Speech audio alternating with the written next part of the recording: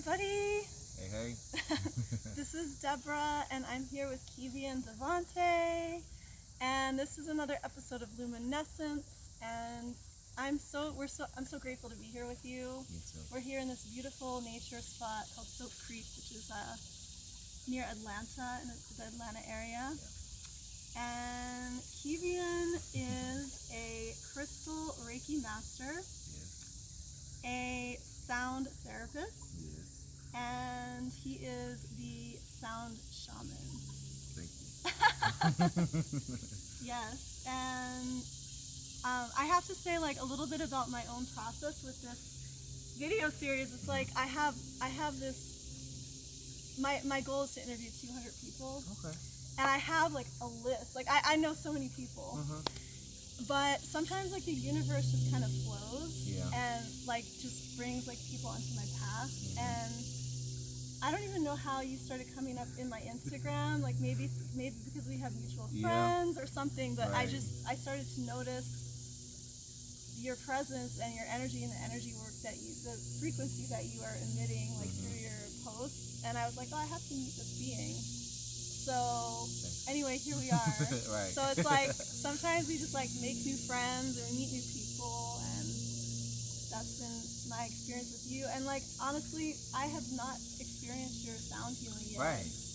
But I just feel, you know, when you just feel, you could just tell like somebody's frequency is in the right place. And the other people that I've interviewed so far, I'm more familiar with their work.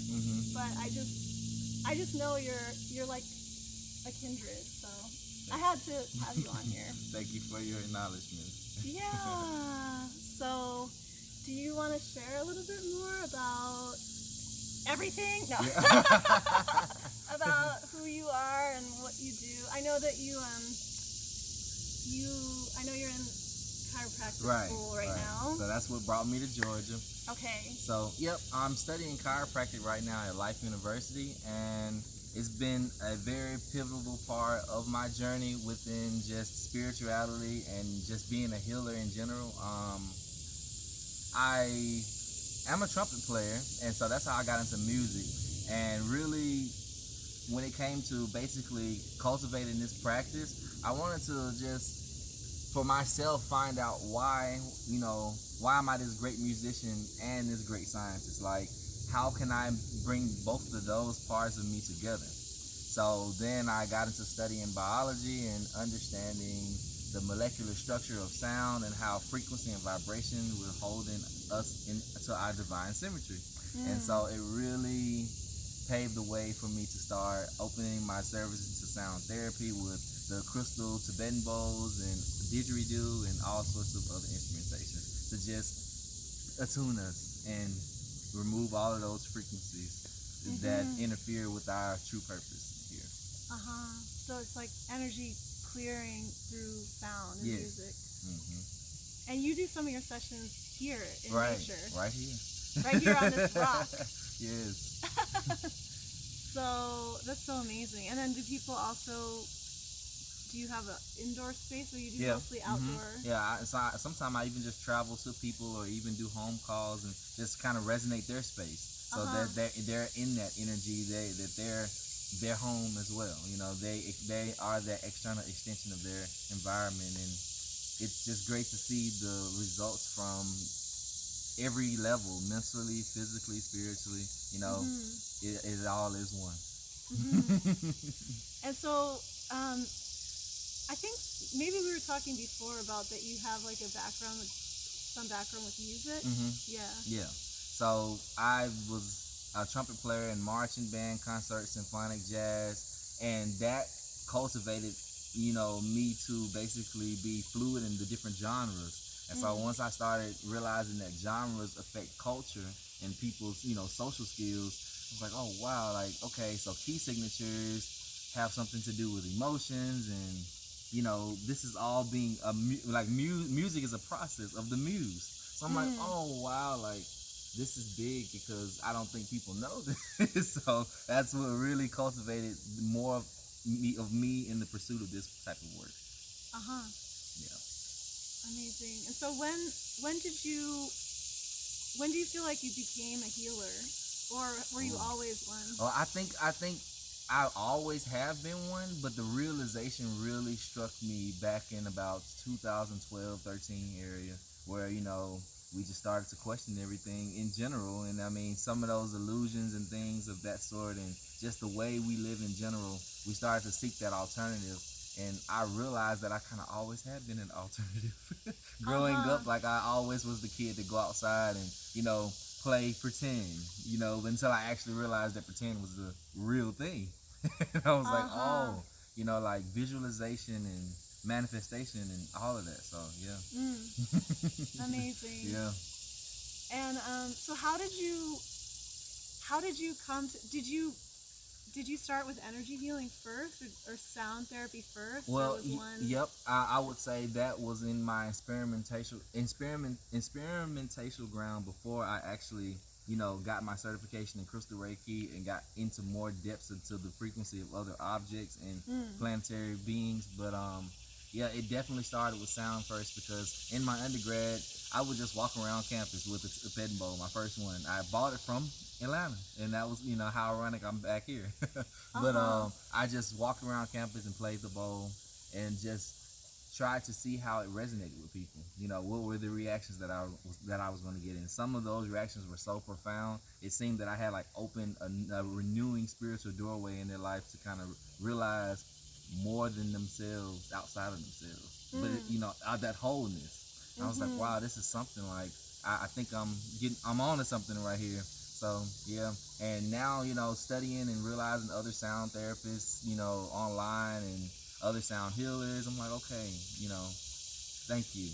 Like, yeah. I'm not alone in this work, but just my experience into getting into it is definitely a unique one for me in general. Like, I haven't heard anything like it. Like, as far as just being that musician and a biologist, and to merge the two worlds. Most people think that that doesn't go together, spirituality and science, but now there is a spiritual science. Yes. Yeah.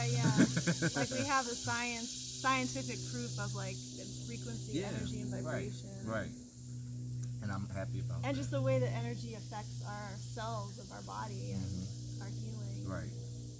Yeah. It's all a vibe. We always talk about the vibe, but it's a vibe. It's real. Everything has a vibe. So that's the importance of my work. So one thing I thought was cool. You actually you hike barefoot. Oh yeah.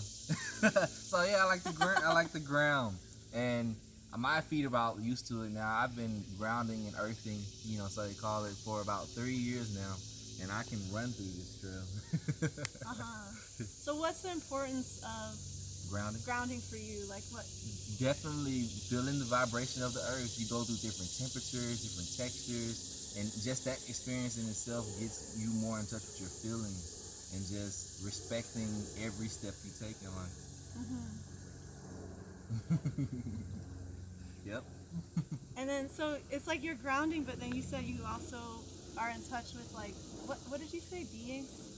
Oh yeah, like the elementals? Yeah, all the elements, like just those feelings of the temperatures and the wetness from the dry, and yeah, like sometimes I'm out here just walking and I can feel the trees just start to just cradle themselves around us, and just that realization in general is so much more heightened when you're connected to the earth, because the shoes, you're not connected. The insulation on our souls doesn't conduct that vibration that we need. So Native Americans would tell you that your shoes would make you sick. So it's kind of really? Yeah. Oh wow, yeah. I haven't heard that said like that before. Yeah. Because it removes the connection that we have to the earth. Yes. Wow, it's so interesting. Yeah. And it feels significant that we're filming today. I mean, I know this video, people will watch it at all different times, but right now we're experiencing these fires in the Amazon. Right. And man. so here we are, and there's a creek and there's water, and like I'm sitting here with my hair all wet, and we're just like really honoring the energy of water and sending that healing. Right. Yeah. Coming, paying that respect, setting the intentions just by our mere awareness. That vibration starts to create a new reality. And so we all should become more aware of our surroundings, more aware of just how the earth is our umbilical cord. It's like it's our home, and without it, we can't resource. We can't recycle. Yeah. Yeah. So thank you for just even acknowledging that. Yeah, it feels significant. It Yeah. feels like meant to be that we're filming here today. I believe so. Yeah, sending that good healing energy. So tell us. So if when people want to work with you, there's different forms that could take. Yeah, I can. So so you meet people out here and you set up your crystal bowls and do like one-on-one sound healing, but you also do sound healing for groups. Yep, I do groups, events. I'm actually planning a mantra meditation hike, so be on the lookout for that next month. And awesome. I like to work with the individual in their unique experience. No one session is the same. Every session is kind of cultivated for the intentions of that alignment in that person. So people often get in contact with me online. I have done virtual sessions in different countries. It's been great, and I'm open. I mean, if you want to come up to me and ask for services, I'm here. We'll figure out something. If you want to get at me online and talk to me about, why you even, considering a session, we'll talk about it. I won't bite. Cool. And is it mostly with crystal bowls that you use? Yeah, I use the quartz crystal because they amplify the frequency. I started with the other alloy and brass materials because the trumpet's brass, but the crystals, even being a crystal Reiki master, I can facilitate that Reiki energy through the crystals more intentfully in the session. Cool. Yeah. Amazing. And you've been in Atlanta now again for a couple years. It's going on 3 years now. 3 years from Mississippi. Yes. The heart of the Delta. Mississippi is actually the birthplace of America's music. So I was born there. Look at that. And here you are. Right. It's amazing. I love it. Even just that self-realization in general, being a part of a journey that is so much more bigger than you. It's a humbling. It's an honor, and I'm just so grateful every day. Where do you see your place in terms of the bigger picture? That's a big question because we could go past present or future, right? Bigger picture wise, studying chiropractic and continuing with the journey, I would like to eventually call myself a doctor of motion and emotion. So, just the facilitation of basically establishing connection across cultural boundaries worldwide. Like I don't want to just be a chiropractor in Atlanta. I want to be a chiropractor for America, for the world. Anywhere that I am, my services are. Amazing. And how did you? So I guess the chiropractic came out of like your interest in biology, in the tonality. When it comes to muscle tension, it's a tone, and the muscle tension is at a certain vibration that is allowing that misalignment. So, initially studying the vagus nerve with the chakras and understanding the connection to the nerve plexuses in the body, that sparked my interest of the nervous system. And so most people think, chiropractic, you're popping bones, but it's actually, we're like functional neurologists, and we actually pay more respect to the nervous system before we adjust any bone. It's not about this. So when it comes to just the specifics of putting that person back in alignment, that's my goal, is to just cause that alignment, create the attunement, and create that oneness in everyone so that we can be fully functional organisms. Yeah, you seem like you just have this energy of like being very much a visionary and very much like in your purpose. I try to be. It's so cool. Yeah. And so once everyone's in their alignment, like, then what's your vision for the world? Well, that's an interesting one, because I don't think that with alignment, thinking even about cars or just about alignment in general, most of the time, even when you walk out of the door, that the misalignment starts to happen. So the goal is to become more self-aware so that the misalignment isn't as frequent. Same thing with, chiropractic. It's like, I can't say that when I adjust you that's done. You don't need adjusting anymore. Because literally you can take that one step that you didn't need to take or go in that one direction that wasn't for you, and the misalignment's all back over again. And so the most important part of that alignment goal is just to cause more self-realization in others so that we can be in more consideration. Then we can have even a better society and just respect for one another, because we will know, where our vibration needs to be. And do you feel there's like, I guess this might be like rhetorical question, but in terms of like the planet, the shift that's happening on our planet and the frequency, and where do you see us headed as a? I think that we're gonna possibly, just in an overall sense, our technology has a lot to do with our heightened frequency right now. So hopefully that we'll be able to share spaces within technology and nature, and we can cultivate a natural biodiverse environment where it's not just strictly governed by one side.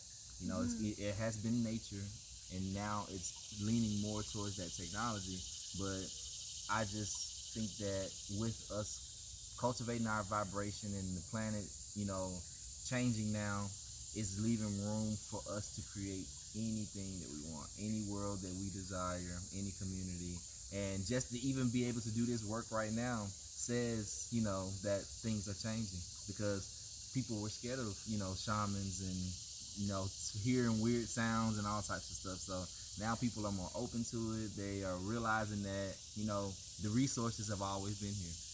So hopefully that within more realization, we can just have more consideration, because just having each other in mind and knowing that we are one, we can treat more in reflection. So treat others the way you want to be treated in that place. I love it. I get so inspired when I talk to people that really see the infinite possibility of things.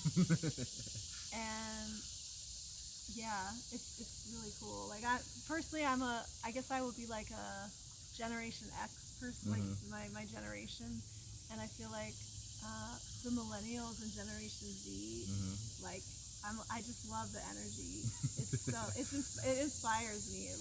Thanks. It fills me up. Yeah, I think that they call us millennials because the work that we're doing now will affect the next 1,000 years, and I feel like we're pioneers of 3,000. Oh wow! So it's not just like that you were around the year 2000, but that you're actually creating the next 1,000. Right, because we were the generation that knows the 1900s, but we also birthed the 2000s. So birthing the 2000s just sets us up for literally the next millennium, because the next time I feel like we will have such a dramatic change in the way we have with the 2000s. We'll be 3000.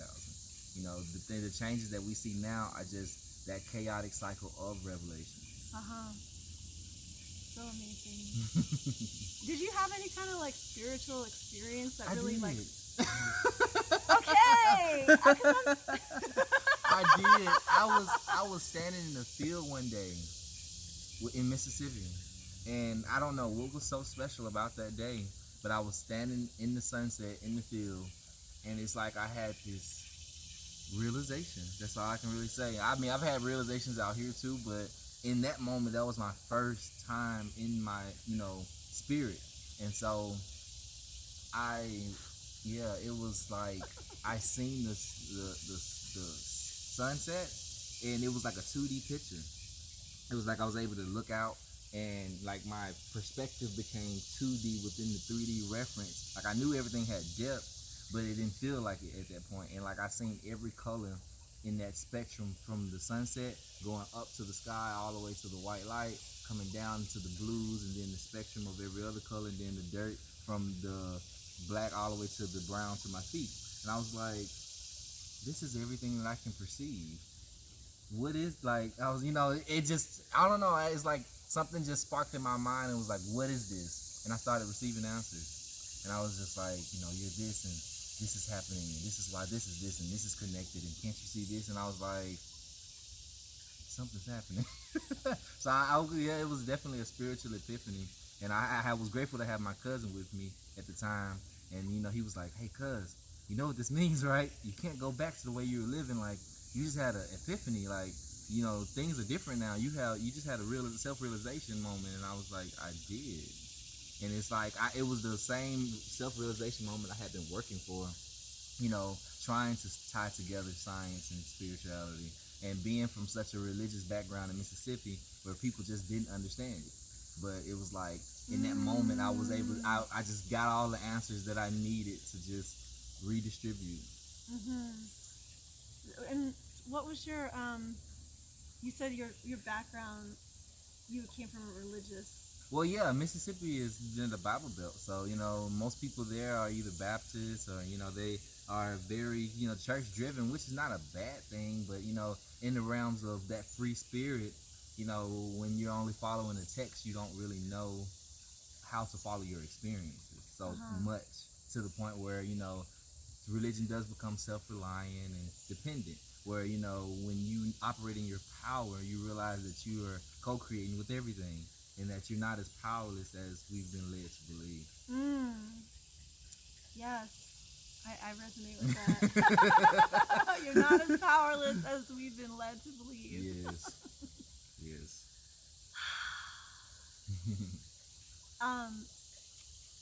And so now you find spirituality in nature. Yes, in everything. Yeah. And just that connection to the vibration makes it so much more intimate for me. And that just feel like I can literally resonate with everything. So it's been great to just open my eyes to life in general, pay respect to every living thing around me as if, it were me, and, operating in this experience. I can't even describe it. Like, just that realization in general, I'm just like, oh. Because it's so awing, like, even to just be here, to just realize it. Do you deal with people from your past, like, not understanding you? Oh, yeah, definitely. I get all types of comments. Do you? Yeah. But, in that respect, I think with them not understanding, but still seeing just the sureness and reassurance in other people in their journey, they're just like, well, I don't understand it. I probably can, say a few things about it that, I don't agree with, but it seems to be something to this. So now they're kind of been more quiet, but when I first started, I used to get all types of everything. Oh, well, you're a hippie and you're just out there doing all that, woo-woo stuff, and, oh my God, when are you going to stop playing outside, and all types of stuff. But it was really more just me being grounded in my authenticity. And I didn't let that deter me. Like, I wasn't scared to be weird or just looked at as different. And that was a big part of just being able to break out of that shell. Because, everybody wants to kind of fit in. Everybody wants to feel accepted and loved. So at one point I was like, wow, I don't feel that way. Until I actually started to go into the self-love aspects of everything, I'm just like, okay, it's gonna get better. But yeah, starting off, it was not easy to just push the message, and even to try to figure out how do I articulate this message, something so vast, that's so big and so part of life in every facet, But now I've been grateful, and just through the journey, I've been honored to understand, and I now want to help other people understand. So amazing. So how can people get in touch with you if they want to find out more about, like, events that you're doing, or working with you one-on-one, or hiring you for, like, a group? Yeah. Or they could reach me. I'm at Instagram at Kevion Devante, KEVION.DEVANTE. I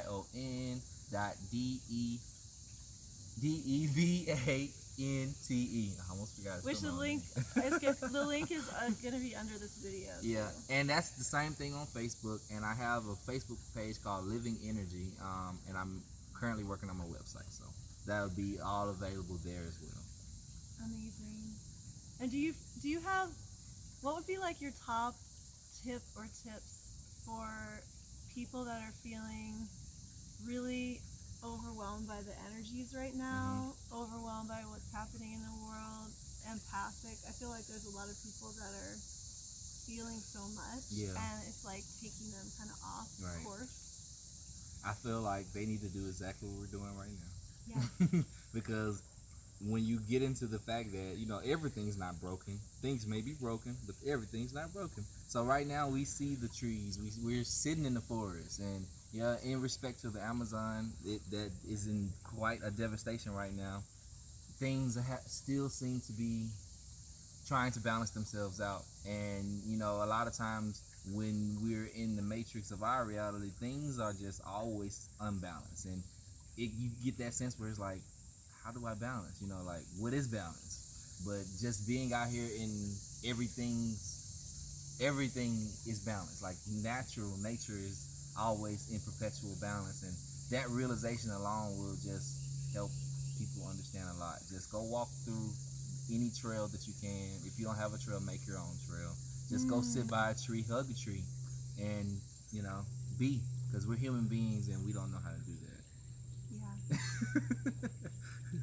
Yeah, so we could take this energy from the water that's here and just I'm imagining like sending it to the Amazon. Right.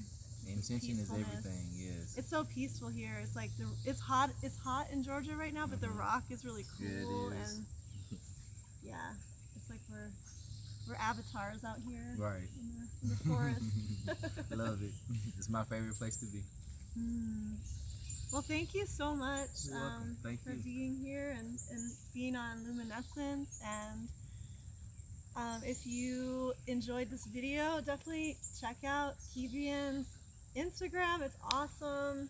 I love all your posts. They're super like high frequency. And if you like this video, you can like it on YouTube. You can comment, leave a positive comment, and share it with your friends. Share the love and just spreading all these beautiful beings and letting more people know about what you do. So thank you so much. Thank you all. Namaste for having me.